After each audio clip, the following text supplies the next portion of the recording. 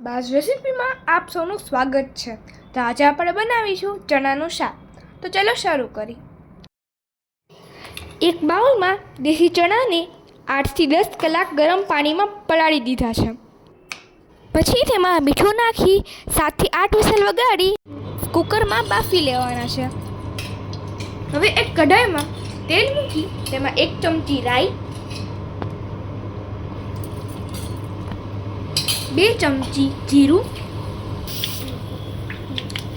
ચપટી હિંગ, 2 ચમચી આદુ મરચાં લસણની પેસ્ટ, 1 ચમચી હળદર,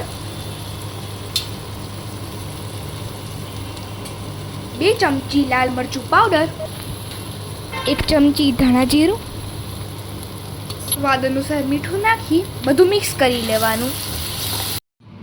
હવે એક બાઉલમાં દહીં લઈ તેમાં મીઠું, 1 ચમચી હળદર, 1 ચમચી ધાણા જીરું, 1 ચમચી લાલ મરચું પાવડર નાખી બરોબર મિક્સ કરી શાકમાં એડ કરી દેવાનું અને પછી બરોબર મિક્સ કરી લેવાનું। પછી બાફેલા ચણા એડ કરી દેવાના છે। શાકમાંથી તેલ છૂટું પડે ત્યાં સુધી કૂક થવા દેવાનું છે। તો તૈયાર છે દહીંની ગ્રેવીવાળું દેશી ચણાનું શાક।